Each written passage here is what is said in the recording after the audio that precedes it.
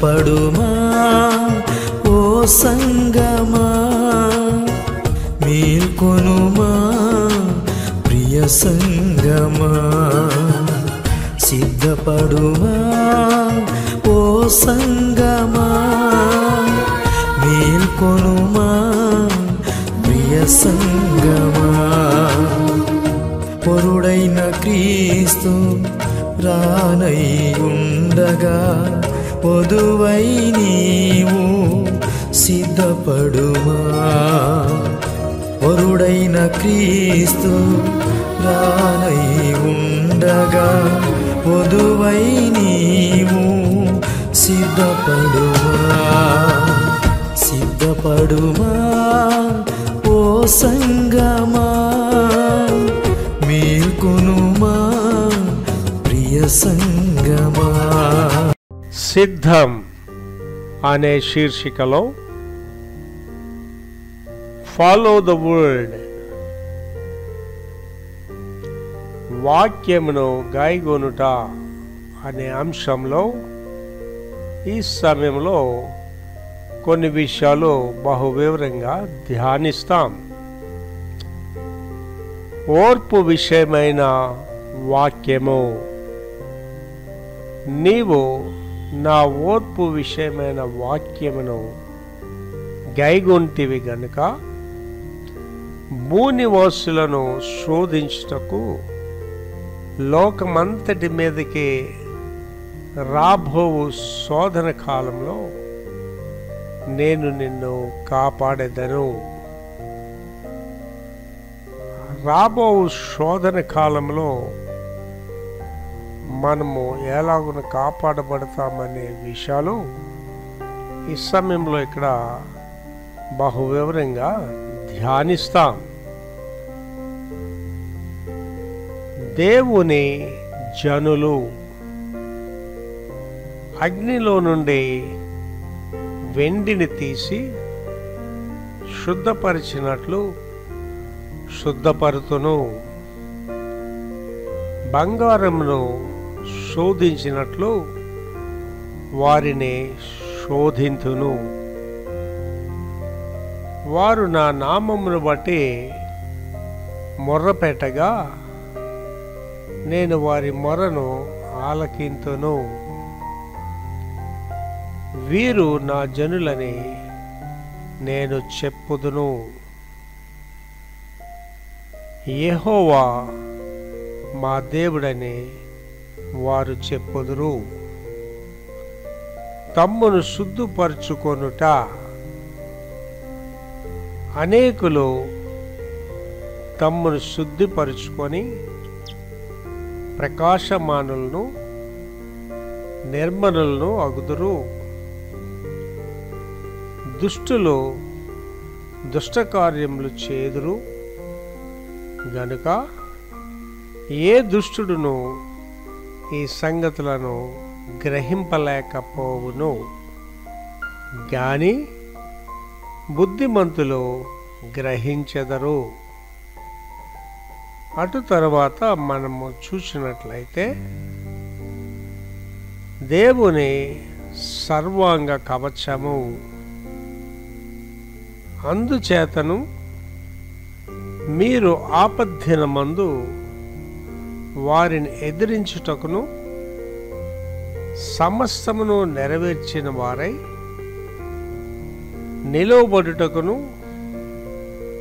శక్తిమంతులగునట్లు దేవుడిచ్చు సర్వాంగ కవచమును ధరించుకొనుడి.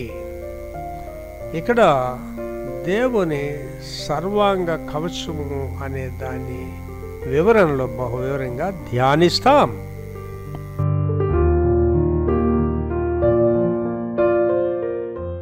సిద్ధం అనే శీర్షికలో ఫాలో ద వర్డ్, వాక్యమును గాయకొనుట అనే విషయంలో అనేకమైన విషయాలు ధ్యానిస్తాం. యథావిధిగా మనం ధ్యానించినట్టుగా వివరణ, బైబిల్ వివరణలు చూస్తాం. ఫాలో ద వర్డ్, వాక్యము గాయకొనుట. ఈ వాక్యము గాయకొనుటికి సిద్ధానికి సంబంధం ఏంటనే ప్రశ్న మనకి రావచ్చు. ఈ వాక్యము గైకొనడం అంటే దేవుని మాటలు వినడం. ఈ నా మాటలు విని ఆ ప్రకారంగా చేయవాడు బండ మీద తన ఇల్లుని కట్టుకుని వాడై ఉంటాడు. వినడం వాడి గురించి ఏం చెప్పాడండి? ఇసుక మీద కట్టుకున్న వాడై ఉంటాడు. వానలు వచ్చెను, వరదలు వచ్చెను, గాలి వీచగా అది కూలిపోయిందంట.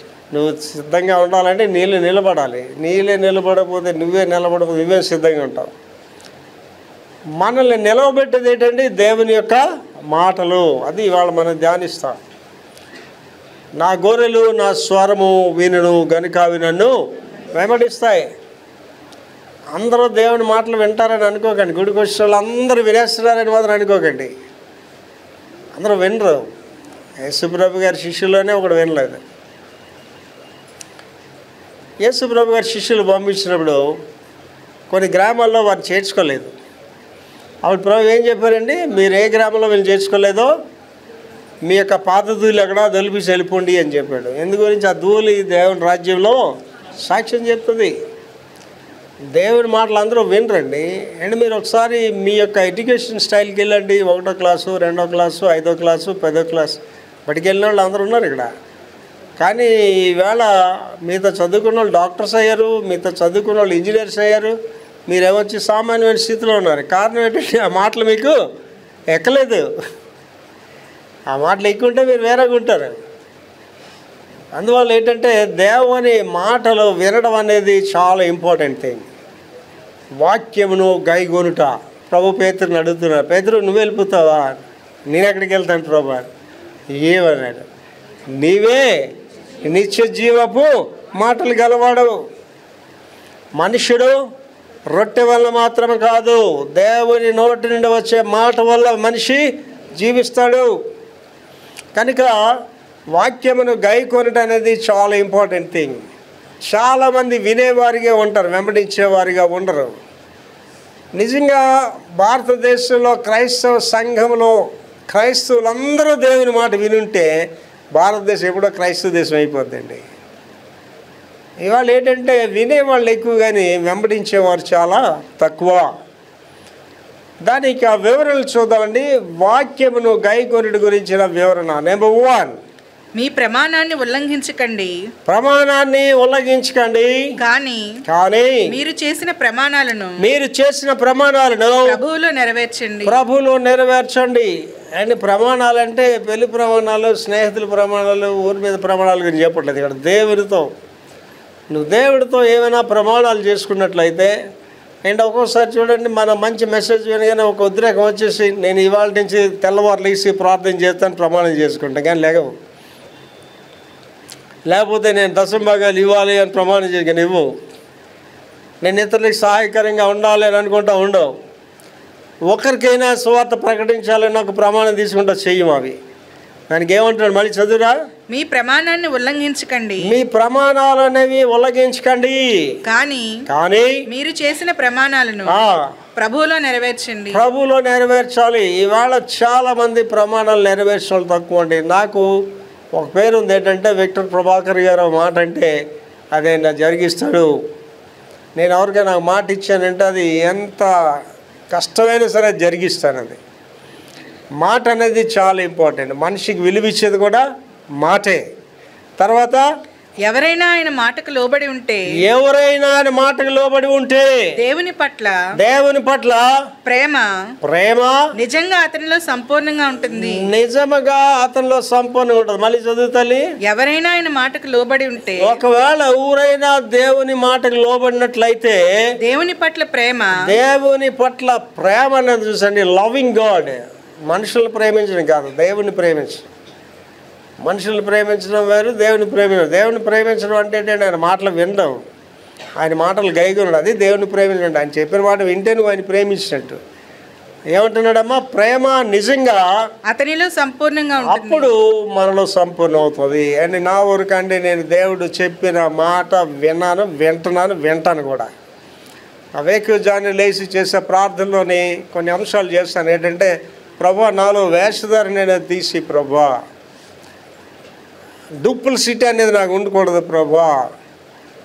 మీ ఎదుట క్లిస్టల్ క్లియర్ లైఫ్ నాకు ఉండాలి ప్రభా, స్పష్టంగా నేను మీకు కనిపించాలి, అలాగే నేను స్పష్టంగా ప్రజలకి కనిపించాలి అని చేసి లాస్ట్ ఒక మాట వాడతాను ఏంటంటే, నేను ఎక్కడైనా సరిచేయబడవలసి ఉంటే ప్రభా సరిచేయండి, అది కష్టం అవ్వచ్చు, నాకు బాధ కలగవచ్చు, కానీ సరిచేయండి అని అడుగుతాను. ఏమంటే అలాగే మనం ప్రార్థన చేసి దేవుడు సరిచేయడానికి ఇష్టపడితే మనకంటే దానిలో ఎవరు ఉంటారండి? యెహోవా ఉత్తముడని రుచి చూసి తెలుసుకోండి. ఇవాళ చాలామంది దేవునికి దూరంగా ఉండడానికి కారణం ఏంటంటే ఆ మాధుర్యం తెలియదు చాలామందికి, ఆయనలో ఉన్న ఔన్నత్యం తెలియదు చాలామందికి. అంటే మనుషుల ప్రేమ ఎలాగుంటుందండి? ఇచ్చిపుచ్చుకునే ప్రేమలు మనుషులవి, కండిషనల్ లవ్ మనిషిది. దేవుని లవ్ ఏంటంటే అన్కండిషనల్ లవ్. ధరలోని ప్రేమలన్నీ స్థిరము కావు, కరిగిపోతాయి. ఎన్నోడెన్నడు మారన్నది నా యేసుని దివ్య ప్రేమ. అంటే ఇవాళ నాకు చెప్పాలంటే నేను ఒంటరినే, నేను నా దేవుడే, నేను కాదండి, ఎవడైనా దేవుడి దగ్గరికి వెళ్తాడు ఒంటరుడే. If you really want God you should be alone.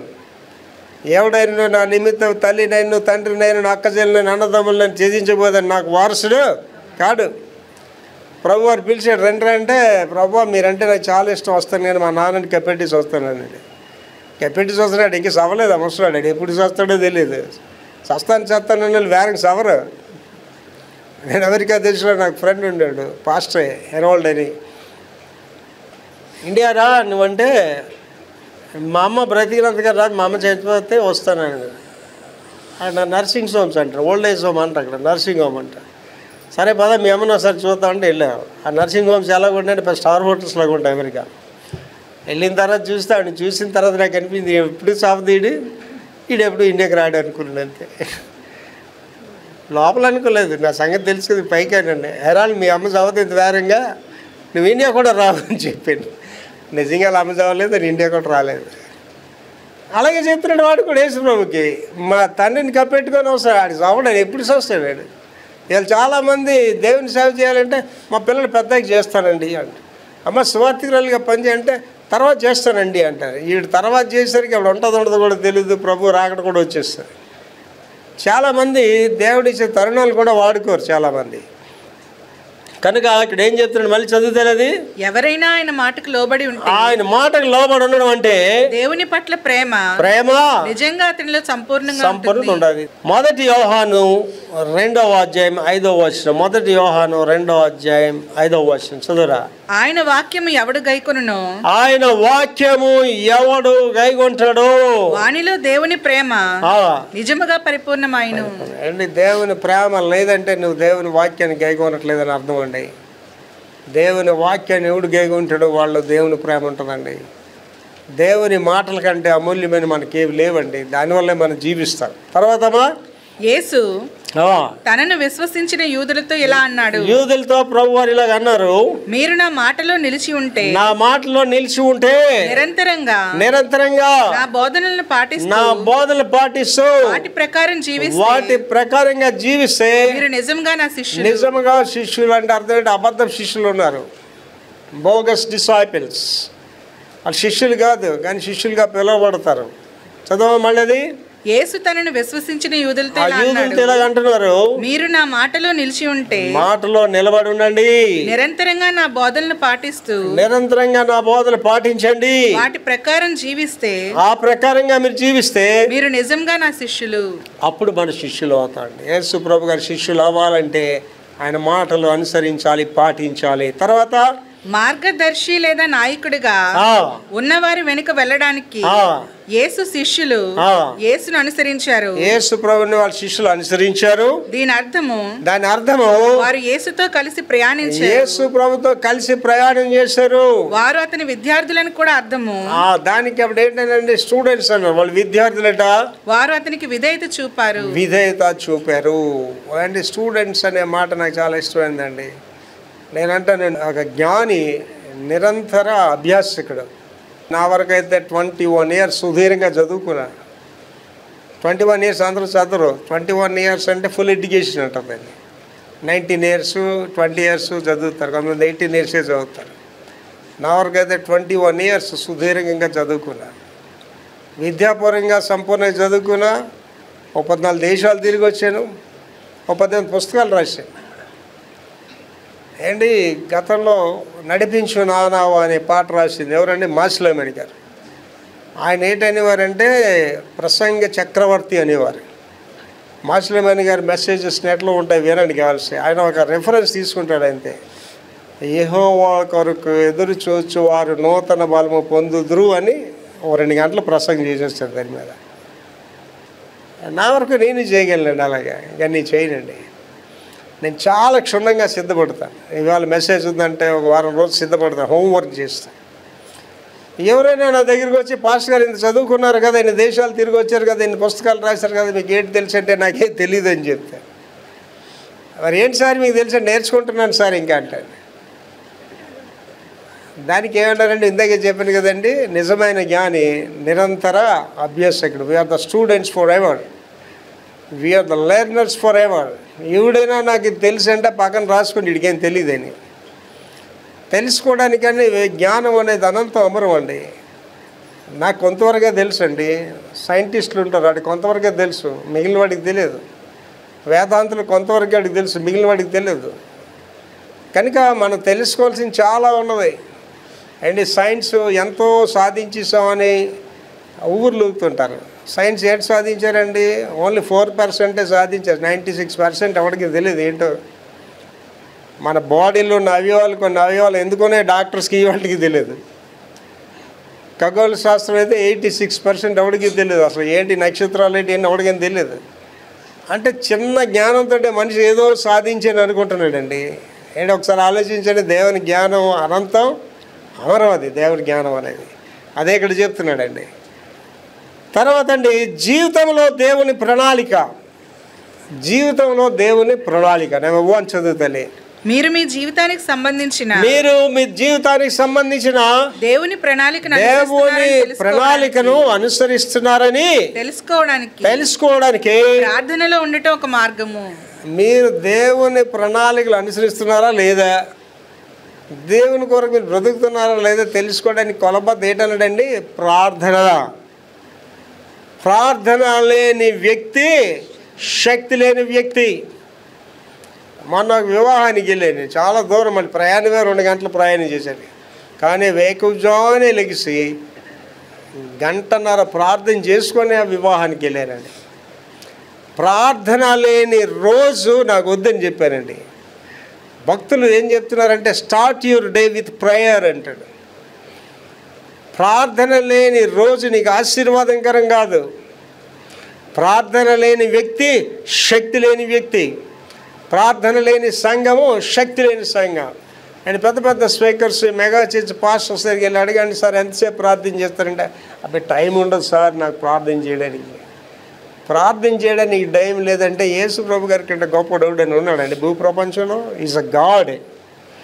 యేసు ప్రభు గారు భూమి మీద జీవించిన దినాలు 33.5 సంవత్సరాలు. ఏంటంటే is the full man and is the full God.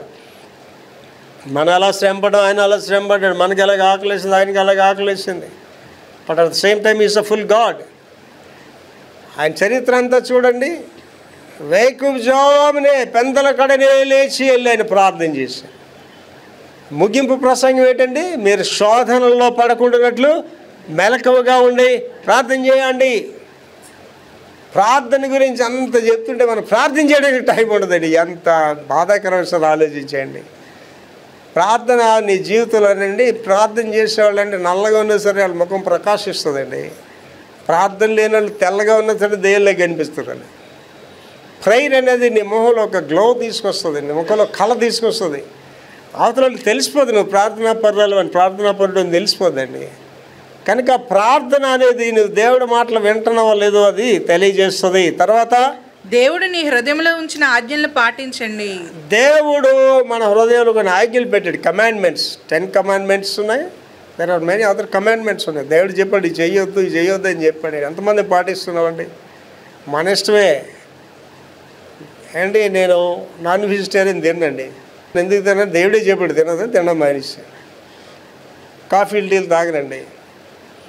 అంటే చాలా పెద్దోళ్ళ దగ్గరికి వెళ్తాను, ఎస్పీ దగ్గరికి వెళ్తాను, కలెక్టర్ని కలుస్తాను. వెళ్ళినప్పుడు అరే కలెక్టర్ గారు కాఫీ ఇచ్చారు కదా తాగి నేను చెప్తాను sir I don't drink coffee అని చెప్తాను. సరే వీళ్ళు పెద్దోళ్ళు కదా, వాళ్ళు ఏమని అనుకుంటారా, నాన్ వెజ్ నేను తినను సార్ అని చెప్తాను నేను. చదవమది. దేవుడు నీ హృదయంలో ఉంచిన ఆజ్ఞలు పాటించండి. ఆజ్ఞలు పాటించాలి. నీకే సెల్ఫ్ డిసిషన్ లేకపోతే నీవే ఆజ్ఞలు పాటిస్తావండి. దేవుడు ఎన్ని చెప్పాడండి? 10 ఆజ్ఞలు చాలు నీకు. 10 ఆజ్ఞలు పాటిస్తున్నావా? పైన ఆకాశం అందే కానీ, కింద భూమి అందే కానీ, భూమి కింద నీళ్ళు అందే కానీ, నేను తప్ప వేరే దేవుడు ఉండకూడదంటే పాటిస్తున్నావా? మనం నిన్ను వాళ్ళే నీ పొరుగు వాడిని ప్రేమించండి పాటిస్తున్నావా? మన అమ్మాయిని ప్రేమిస్తావు, దట్స్ ఫైన్. నీ కూతురు నువ్వు ప్రేమిస్తావు, ఎవడు ప్రేమిస్తాడు? ఎదుటోళ్ళ అమ్మాయి నువ్వు ప్రేమిస్తున్నావా? మీ అబ్బాయిని నువ్వు ప్రేమిస్తావు, ఎదుటోళ్ళ అబ్బాయిని ప్రేమిస్తున్నావా? సో నిన్ను వాళ్ళే నీ పొరుగు వాడిని ప్రేమించడం లేదు మన జీవితంలో. కనుక ఏమంటున్నాడండి ఇక్కడ?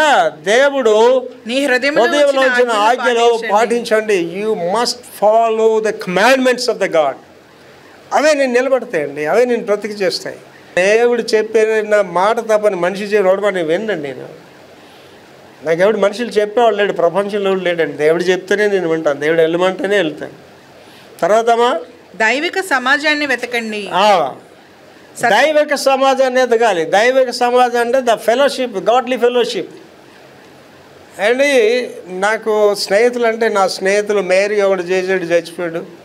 నా స్నేహితులు కలెక్టర్స్ ఉన్నారు, కమిషనర్స్ ఉన్నారు, అండ్ కస్టమ్స్ కలెక్టర్గా చేసిన నా ఫ్రెండ్స్ ఉన్నారండి. అలా నేను కలండి. నేను కారణం ఏంటండి? దైవిక సమాజాన్ని వెతకండి, గాడ్లీ ఫెలోషిప్. అండ్ లోకానుసారులతో మీరు వెళ్ళి కూర్చోండి, అన్యులతో వెళ్ళి కూర్చోండి. ఏంటి మాట్లాడతారు వాళ్ళు? ఆ సినిమా చూసావా, ఈ సినిమా చూసావా, అలా కథలు ఈ కథలు. దేవుడి మాటలే రావాలి దగ్గర. అండి నేను ఎవరికి ఫోన్ చేయనండి, ఒకరిద్దరు ఫోన్ చేస్తానండి. వాళ్ళు దేవుడి మాటలే మాట్లాడతాను, వాళ్ళతో 1 గంటన్నర మాట్లాడతాను, దేవుడి మాటలే మాట్లాడతాను. ఎవరైనా లోకానుసరైన మాటలు వెంటనే ఫోన్ కట్ చేసిస్తాను, మళ్ళీ ఇంకెప్పుడు చేయని వెళ్ళిపోరు. మనకి ఏ సమాజం కావాలండి? ఏ సహవాసం కావాలండి? దైవికమైన సహవాసం కావాలి. విశ్వాసులకు అవిశ్వాసులకు జోడు లేదు.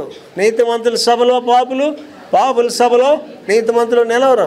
అండ్ ఇంగ్లీష్లో చక్కర మాట ఉంటుంది, show me your friend, I tell what you are అంటాడు. నీ ఫ్రెండ్ ఎవడో చూపించినా నువ్వంటే ఎవడో చెప్తానంట. చాలా జాగ్రత్తగా ఆలోచన చేసుకోవాలి. తర్వాత సత్యాన్ని పాటించండి. సత్యాన్ని పాటించాలి, ట్రూత్.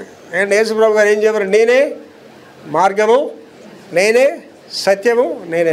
సత్యాన్ని పాటించండి. ఎంతమంది సత్యాన్ని పాటిస్తున్నారండి? పేరు సత్యారావు, సత్యం ఉండదు. పేరు సత్యమ్మ, సత్యం ఉండదు.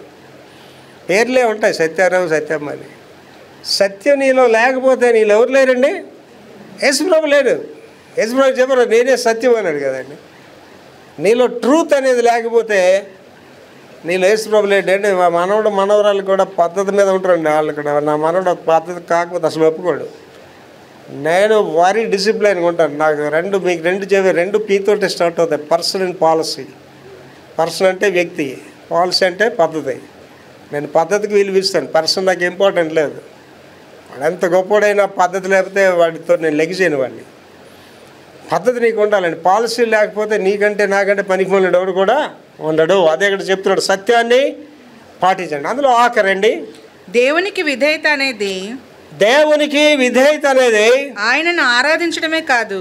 దేవుడికి విధేయత అంటే కేవలం ఆరాధించడం, పూజించడం, ప్రార్థన చేయడం మాత్రమే కాదు, కానీ ఆయనకు దగ్గర అవ్వడానికి, ఆయనకు దగ్గర అవడానికి, అతడు మిమ్మల్ని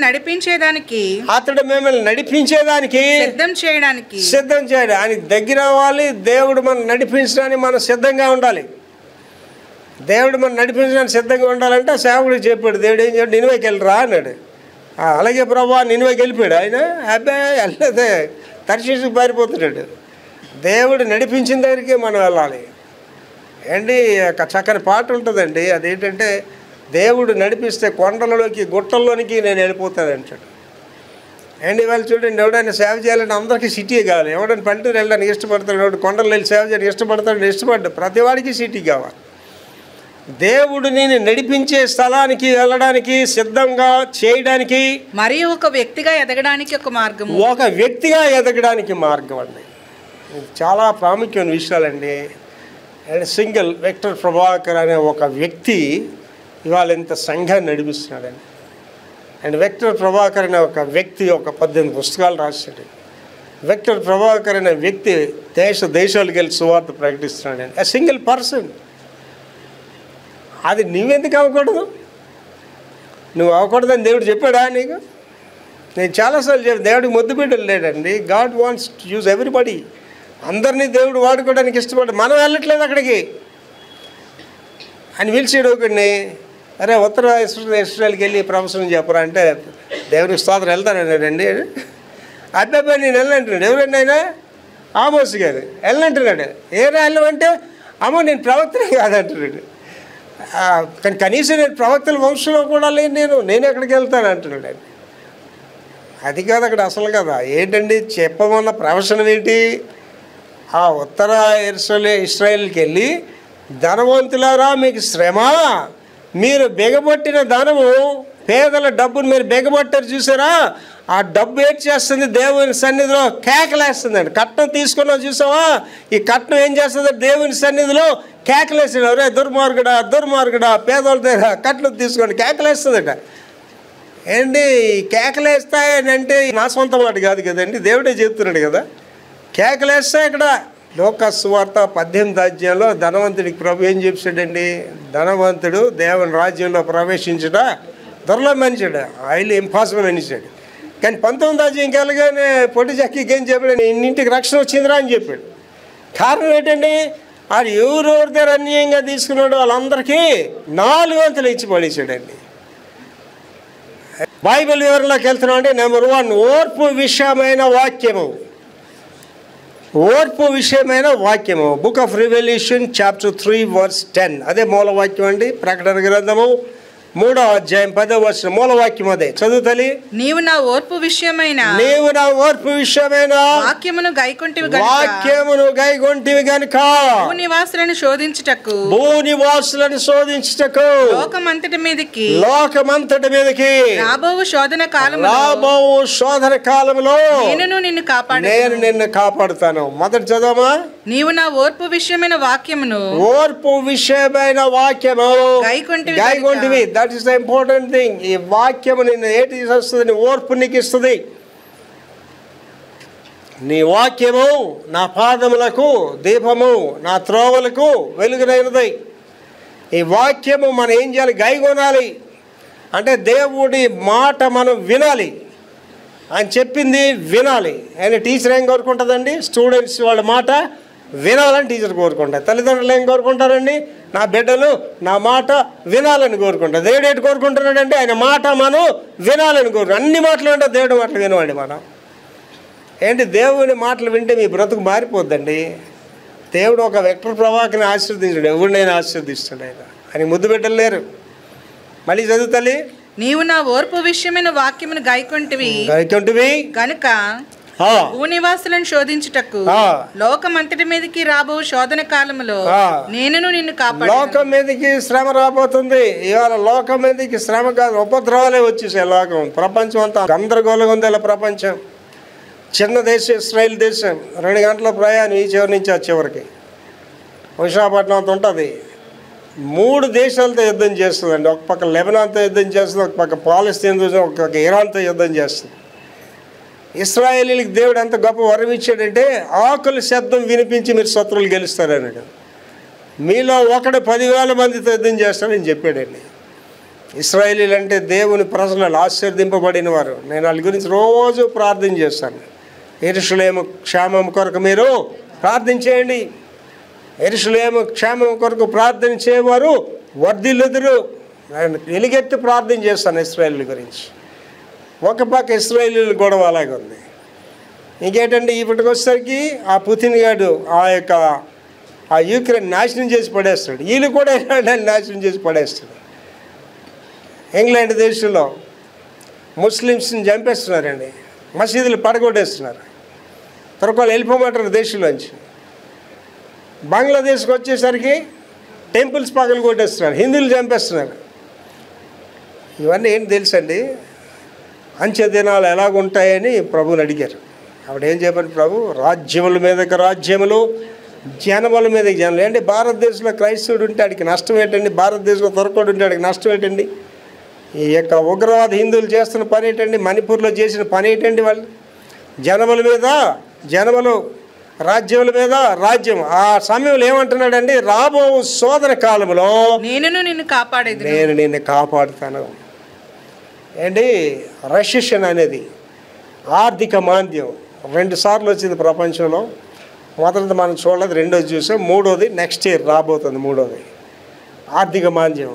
అంటే చాలా కఠినమైందని చెప్తున్నాడు, చాలా భయంకరంగా ఉంటుందట వచ్చే సంవత్సరం వచ్చే ఆర్థిక మాంద్యం. రెండో ఆర్థిక మాంద్యంలో నేను ఉన్నాను ఆవిడందరూ ఆర్థిక మాంద్యం అంటే నాకేమని, నేను ఎప్పుడు కార్లు ఎలా వాడాను అలా వాడుతున్నాను, ఎప్పుడు నా ఆర్థిక పరిస్థితి ఎలా ఉంది అలాగే ఉంది. నేను వాళ్ళకి ఒక మాట చెప్పాను, మనకి ఆర్థిక మాంద్యం ఏంటండి, దేవుని బిడ్డలకు ఆర్థిక మాంద్యం ఏంటండి అంటే ఆ కరువు కాలం అంతా ఆ బుడ్డలో నూనె తరిగిపోలేదు, ఆ పిండి తరిగిపోలేదు. ఎక్కడో కూర్చున్నాడు ఏలే గారు పోయి ఆ కెరీతి వాగు దగ్గర. అక్కడికి ఏంటంటే కాకి అంటే ఎత్తుకెళ్ళిపోవడమే, కాకి ఇవ్వడం తెలియదు. కాకులు తీసుకెళ్ళడానికి భోజనం ఆ వాసనకి ఎంత శోధన వచ్చి ఉంటుంది, అట్లకి ఆ మాంసం రొట్టెలు తీసుకెళ్ళినప్పుడు ఆ శోధన కూడా సహించేవి. తీసుకెళ్ళి ఇచ్చేటప్పుడు కూడా చిన్న ముక్కల్ని పెట్టరా ఏళ్ళు అని అడిగి ఉంటాయి అవి. ఆయన పెట్టుకొని ఉంటాడు అట్లకి.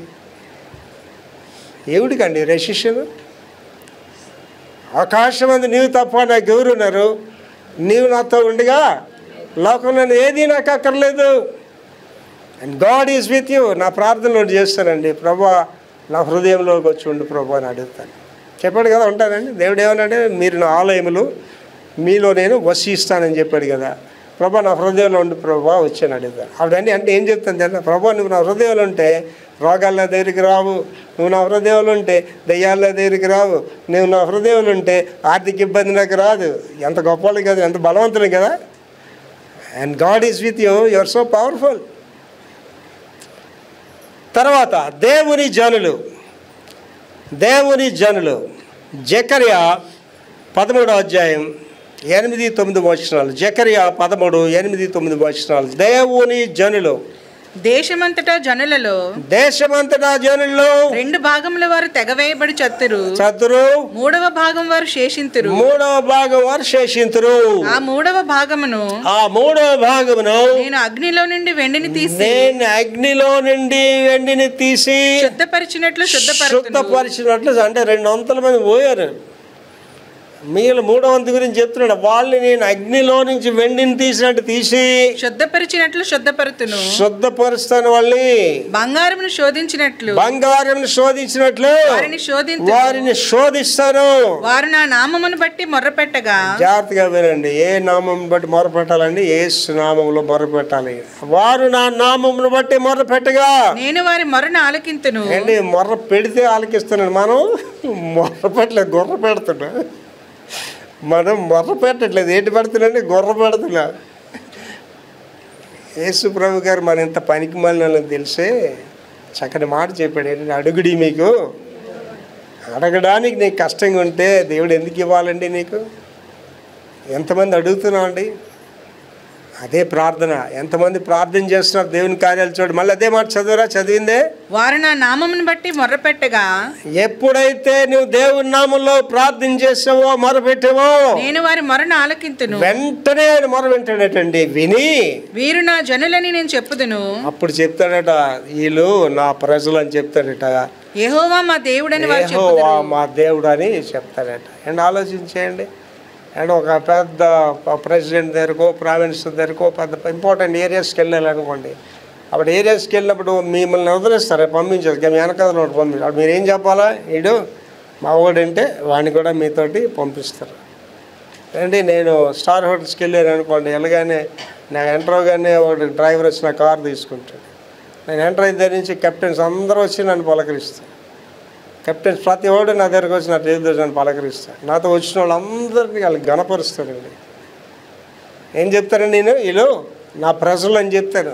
నాకు ఎంత గౌరవం ఇస్తారో వాడికి కూడా అంత గౌరవం ఇవ్వాలి. ఏంటి మనం మనుషులు ఇలా గౌరవించాలి, ఎంత ఘన ఫీల్ అవుతారండి. పాస్ట్ గారు ఎక్కడ ఉంటే మనల్ని అక్కడ కూర్చోబెడతారు. దేవుడితో అటువంటి సంబంధం అంటే ఒకసారి ఆలోచించండి. ఏమంటున్నాడండి? లాస్ట్ మాట చదవండి. వీరు నా జనులని నేను చెప్పుదును. అండి దేవుడు వచ్చి ఈమె నా కుమార్తె, ఈమె నా కుమారుడు అంటే అది ఎంత ఘనత మనకి వస్తారు ఆలోచించండి. తర్వాత అంటున్నాడు, యెహోవా మా దేవుడని వారు యెహోవా మా దేవుడని అప్పుడు చెప్తారు. ఒకసారి మీరు ట్రై చేసి చూడండి, దేవుని బిడ్డలుగా జీవించండి. నా దేవుడే నాకు సమస్తం జీవించండి. దేవుడు మీరు ఎక్కడ పెడతాడో ఒకసారి ఆలోచించేయండి. ఎక్కలేనంత ఎత్తైన కొండ మీదకి ఎక్కిస్తాడండి. అంటే నేను విదేశాలకు వెళ్ళినప్పుడు వాళ్ళు ఎవరో నాకు తెలియదు, వాళ్ళు ఆయన ఎంత గౌరవిస్తారు.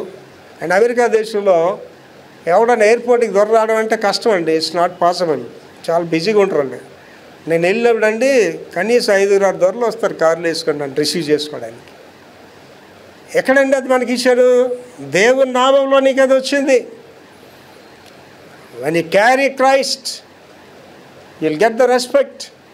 గాడిదే రోజు దాన్ని కూడా లెక్క చేసి ఉన్నాడు గాడిదని.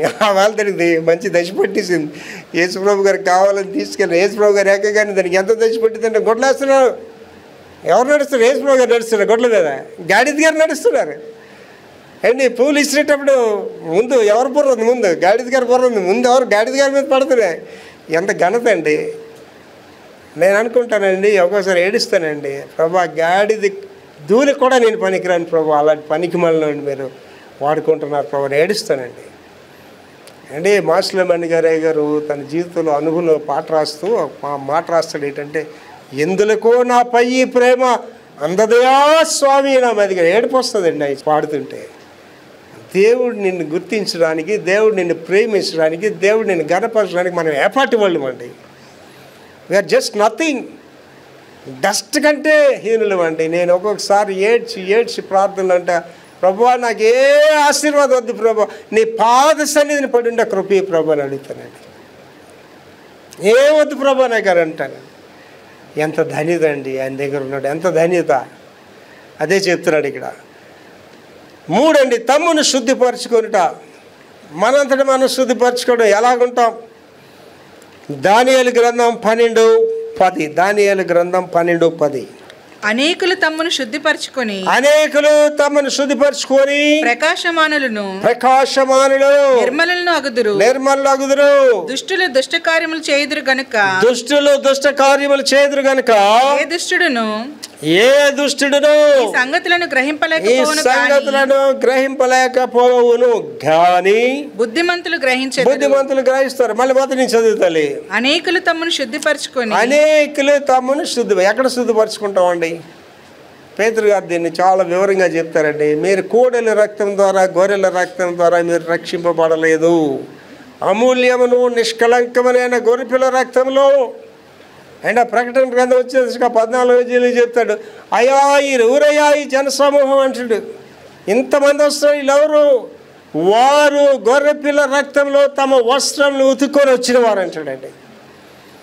అండి నీ పాపాలకి నా పాపాలకి విమోచన ఎక్కడ లేదండి, ఒక యేసు నామంలో, యేసు రక్తంలో తప్ప. మీరు పోలీస్ స్టేషన్కి వెళ్ళి నేను మారిపోయానండి, నేను 10 మందిని చంపేశానండి, ఇక ఈ 10 మంది వీళ్ళు నేను చంపేశానంటే, ప్రైజ్లో ఎంత మంచి పని చేసావు, నువ్వు ఒప్పుకున్నావు కాబట్టి నీకు శిక్ష లేదని చెప్తారండి వాళ్ళు. తిన్నగా తీసుకెళ్ళి నేను జైల్లో పడేస్తారు, జీవిత ఖైదీ ఊరి శిక్ష వేసేస్తారు. ఎంత పాపినైనా చేర్చుకునే దేవుడే యేసు దేవుడు అండి. ఎంత పాపినైనా నశించిన దారిని వెదకి రక్షించడానికి వచ్చాడు యేసు ప్రభు. Is a great God. అదే చెప్తున్నాడు, మనల్ని మనం శుద్ధిపరచుకోవాలి. ప్రకాశమానులను నిర్మలను అగుదురు, దుష్టులు దుష్ట కార్యములు చేయుదురు. ఇది సెకండ్ క్యారెక్టర్ ఆఫ్ పీపుల్ గురించి చెప్తాడు. దుష్టులు అంటే ఈడెవడో నేను కాదని అనుకోకండి, మనమే. పాపులు అంటే పాపుల పేట ఎక్కడ ఉంటుంది అనుకోకండి. మన ఇంట్లోనే నాన్న పాపి అవ్వచ్చు, అమ్మ పాపి అవ్వచ్చు, మీరు పాపులు అవ్వచ్చు. చాలా పాపులు అంటే నేను కాదు, ఎక్కడ ఉంటారు ఈ పాపులు అనే వాళ్ళు, ఎక్కడో లెపర్సీ కాలనీలు ఎక్కడ ఉంటారు అనుకోకండి. When you are living in the sin you are the sinner. చదవమా, దుష్టులు దుష్ట కార్యములు చేయుదురు గనుక. వాళ్ళు చేసే పనులే దుష్ట కార్యాలు కాబట్టి ఏ దుష్టుడును ఈ సంగతులను గ్రహింపలేకపోవును. ఏమండి, ఒక పనికి మాలిన దగ్గరికి వెళ్ళి దేవుని కార్యాల గురించి చెప్పండి. నేను ఒక పాస్టర్ గారికి చెప్పాను, కైలాష్ మహర్షి గారు నాకు దర్శకులు కనిపించారు, నాకు ఎదురుగా వచ్చారు, నేను ఆయనతో మాట్లాడానంటే, లేదు సార్ మీరు ఊహల్లో ఉండబట్టి అలా కనిపించిందేనండి అన్న. పరలోక రాజ్యం నేను వెళ్ళానండి, 10 నిమిషాలు పరలోక రాజ్యంలో సంచరించానండి, గెలక్సీస్లోనికి వెళ్ళానండి. నేను ప్రార్థన మోకరించగానే నాకు ఇదంతా వెలుగు వచ్చేస్తుందండి. పరలోక రాజ్యం తెరవబడ్డం చూస్తానండి, దేవుని దూతలు చూస్తానండి, ప్రభు సన్నిధి చూస్తుంటానండి. మామూలుడికి అర్థమవుతాయి, సరే ఎవరికైనా అర్థం అవ్వదని బైబిల్ గ్రంథంలో రాయబడ్డది. ఏంటంటే ఆత్మకార్యములు ఆత్మచేతనే వివేచింపదగుతాయి, శరీరానుసారులు ఆత్మకార్యాలు వివేచించలేరు. ఒక నామకార్థ క్రైస్తుడి దగ్గరికి వెళ్ళి దేవుడు చేస్తాడని చెప్తే నమ్ముతాడండి? దేవుడు ఇస్తాడని నమ్ముతాడా అంటే? రామనగర్లో ఆ ప్రేయర్ సెంటర్స్ కాబట్టి నేను వెళ్తుండేవాడిని చాలా కాలం క్రితం కదా. 4 గంటలకు అనమాట ప్రేయర్. అక్కడ నేను ప్రేయర్కి వెళ్ళేసరికి వీళ్ళు ఎంత పనులే చేసుకుంటున్నారు, నేను ఒకటి కూర్చున్నాను అక్కడ. నేను వెళ్ళేసరికి ఒక ఆవిడ కూర్చొని ఉంది, విశాల ఆవిడ పేరు, పట్నాయక్స్ అనమాట. నేను వెళ్ళేసరికి ఆవిడ కూర్చొని ఉంది. ఏమో విశాల అందరికంటే ముందే, పాస్టర్ గారు మీరు లాస్ట్ వీక్ మెసేజ్ చెప్పి వెళ్ళిపోయారు కానీ నాకు వారం అంతా నిద్ర పట్టట్లేదండి, నాకు డౌట్ ఉందండి, అందుకే వచ్చానండి అడగడానికి. ఏంటమ్మా అని. మీరు లాస్ట్ వీక్ చెప్పినప్పుడు మాట చెప్పారండి, దేవుడు అడిగితే ఇస్తాడని చెప్పారు, అంటే దేవుడు మీరు అడగగానే మూట కట్టేసి మీ ముందు పడేస్తాడని అడిగిందండి. ఇప్పుడు ఈ మాట ఆవిడ వర్తిస్తుందా వర్తించదా? ఆత్మకార్యములు ఆత్మచేతనే వివేచించుతాయి, శరీరానుసారం ఆత్మకార్యాలు వివేచించలేరు. అండి నా జీవితంలో మెరాకిల్స్ అండి, మెరాకిల్స్, అద్భుతాలే దేవుడు చేశాడు. అమెరికా దేశం మొట్టమొదటిగా నేను వెళ్ళాను 93వ సంవత్సరం. నేను వెళ్ళిన మొదటి సంవత్సరం 7 నెలలు ఉన్నాను అమెరికాలో. నేను వెళ్ళిన 4 నెలలకే నా పాస్పోర్ట్ ఎక్స్పైర్ అయిపోయింది. ఎక్స్పైర్ అయితే అప్పుడు నేను ఒక దారిని పిలిచి, అరే ఎంబసీకి వెళ్తారా, ఇండియన్ ఎంబసీ కానీ వాషింగ్టన్ డీసీలో ఆయన తీసుకొని వెళ్ళాను. ఇక్కడ కాదు, అక్కడ ఏ రోజుకి ఆ రోజు పాస్పోర్ట్ ఇచ్చేస్తాను. వెళ్ళగానే డైరెక్టర్ నన్ను పిలిచాడు రూమ్లోకి, పాస్పోర్ట్ అది చూశాడు. సార్ ఈ అమెరికాలో ఎంత పిచ్చోలో చూడండి సార్ అన్నాడు. ఏం సార్ అని. సార్ మీరు ఆడ వీసా వేసేసరికి మీకు 5 నెలల లైఫ్ ఉంది సార్, పాస్పోర్ట్కి వీసా పడాలంటే మీకు 6 నెలలు ఉండాలి సార్ లైఫ్, అక్కడ 5 నెలలకే మీకు వీసా ఇచ్చాడు సార్ అన్నాడు. ఇది ఎవరికైనా వెళ్ళి చెప్తే నమ్ముతాడండి ఎవడైనా సరే? ఎవడు నమ్మడు. నా జీవితంలో అనేకమైన ఆశ్చర్యకార్యాలు దేవుడు చేశాడండి. ఇవాళ నేను ఎదురు చూస్తున్న ఆ సంఘం త్వరలో దేవుడు నాకు ఇవ్వబోతున్నాడండి. అంటే నేను 3 నెలల క్రితమే చెప్పాను, త్వరలో నేను హెలికాప్టర్స్ మీద వెళ్ళి వార్త ప్రకటించబోతున్నానని చెప్పానండి. వింటున్నోడికి ఎలాగ ఉంటుందండి? ఈ హెలికాప్టర్స్ మీద వెళ్తాడా అని ఉంటుంది. అది ఎవరికి అర్థమవుతుందండి? ఆత్మలో ఉన్నడికి అర్థమవుతుంది అది.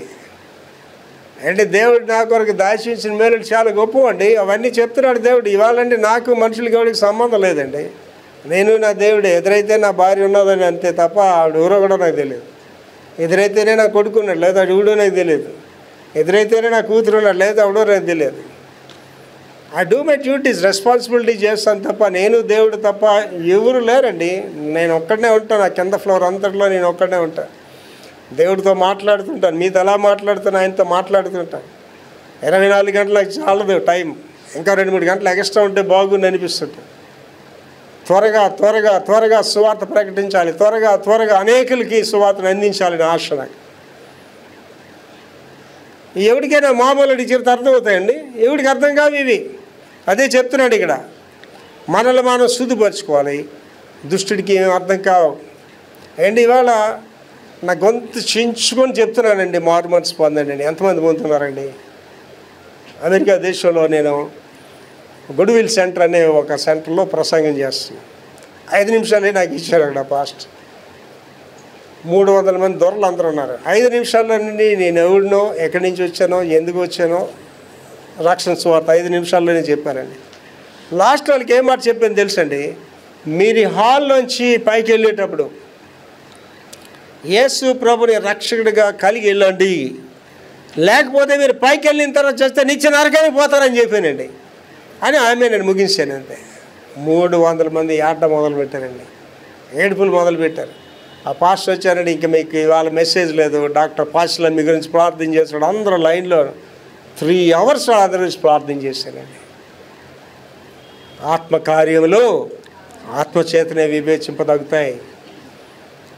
కనుక మనం ఆ స్థితిలోకి వెళ్ళాలి. దుష్టులుగా ఉన్నామా, విశ్వాసులుగా ఉన్నామా, అవిశ్వాసులుగా ఉన్నామా, విశ్వాసులుగా ఉన్నామా, జాగ్రత్తగా ఆలోచన. లాస్ట్కి వెళ్ళిపోతున్నాండి. దేవుని సర్వాంగ కవచము, దేవుని సర్వాంగ కవచం. ఎఫ్ఎస్సి 6:13 ఎఫెసీ 6:13 చదురా.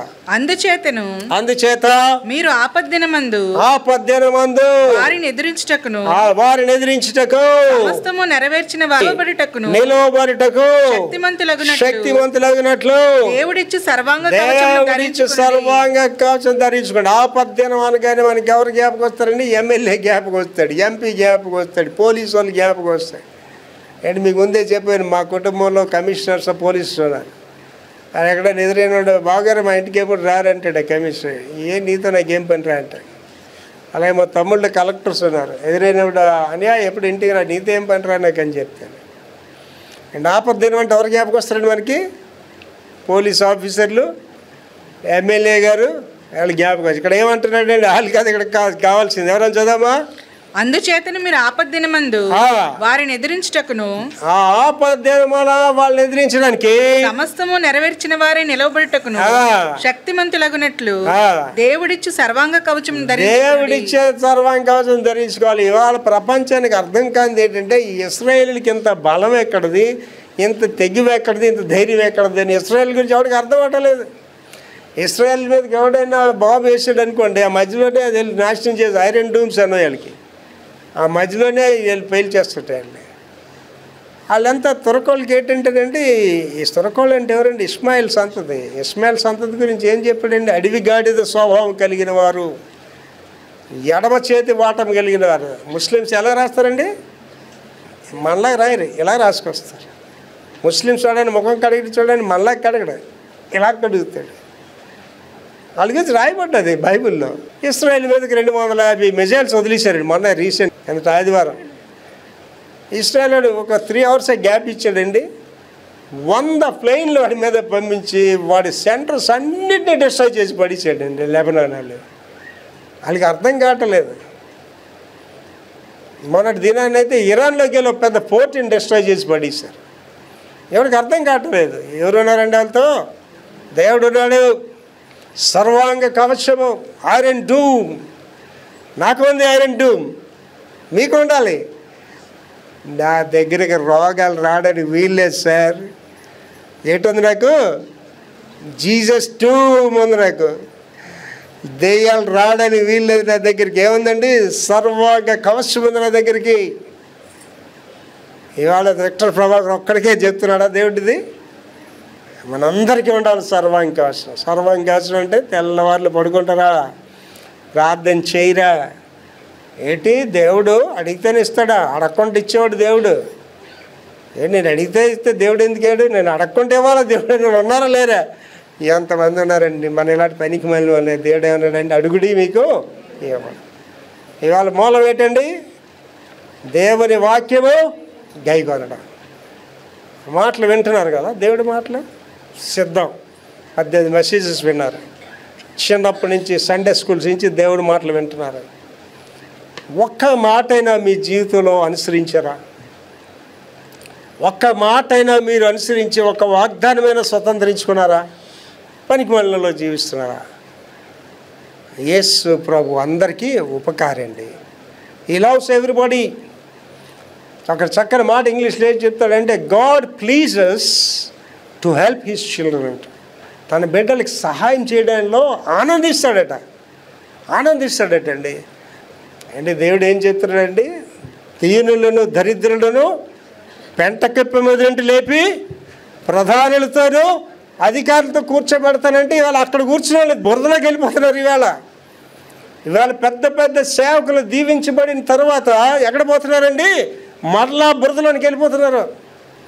కనుక ఇక్కడ ఫైనల్గా మనం నేర్చుకోవాల్సింది ఏంటంటే, దేవుని మాటలు నేర్చుకోవాలి. వినిసి వెళ్ళిపోవడం వల్ల ఏం ప్రయోజనం లేదు. ఇవాళ గుడికి వచ్చారు, ఇక్కడ ఉన్న వాళ్ళందరూ ఆలోచన చేసుకోండి.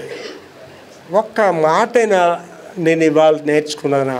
ఇంతసేపు దేవుని స్వరం విన్నాను, ప్రభువా ఒక్క మాటైనా నా మీద పనిచేసిందా? ఇంటికి వెళ్ళిన తర్వాత ఎవరైనా అడిగితే, అమ్మా ఇవాళ గుడికి వెళ్ళావు కదా, అయ్యా మీరు గుడికి వెళ్ళారు కదా, ఇవాళ ఏంటి నేర్చుకున్నారంటే ఏం చెప్తారు? ఏమీ నేర్చుకోకుండా వెళ్తే మీరు ఏ స్థితిలో ఉన్నారో ఆలోచన చేసుకోండి. అదేమంటున్నాడంటే దుష్టులు దుష్ట కార్యములు చేదురు గనుక ఏ దుష్టుడు ఈ సంగతిని గ్రహించలేడంటాడు. యేసయ్య ప్రయాసపడి భారం మోసుకొని పోతున్న వాళ్ళరా నా దగ్గరికి రండి అంటున్నాడు. ఎంత పాపినైనా చేర్చుకోవడానికి యేసయ్య ఇష్టపడుతున్నాడండి. పాస్టర్ గారు, నేను ఎప్పుడు ఇంత సీరియస్గా ఆలోచించలేదండి. దేవుని మాటలు వినేసి వెళ్ళిపోవడం వరకే ఆలోచించాను, కానీ అవి గైకొనాలనేది ఇవాళ ప్రత్యేకంగా దేవుడు నాతో మాట్లాడాడండి. ఇవాళ నుంచి దేవుడు నాతో మాట్లాడిన మాటలు నేను గైకొంటాను, ఆ మాటలు నా జీవితంలో అనుసరిస్తాను అని ఒక నిర్ణయం తీసుకున్న వాళ్ళు మీ కుడి చేయి పైకెత్తి చూపించండి. మీ కొరకు ప్రార్థన చేస్తాను. మహాపురుషుల తండ్రి యేసునైనా కృప మేడ ఇవాళ నాతో మాట్లాడారు, మాతో మాట్లాడారయ్యా నాయన. ఇదిగో మీ మాటలు విని ఆ ప్రకారంగా జీవించు కృప చేతులెత్తిన బిడ్డలకును నాకును సార్వత్రిక సంఘానికి దయచేయమని యేసు పరిశుద్ధ నామములో వేడుకుంటున్నాం తండ్రి. ఆమేన్.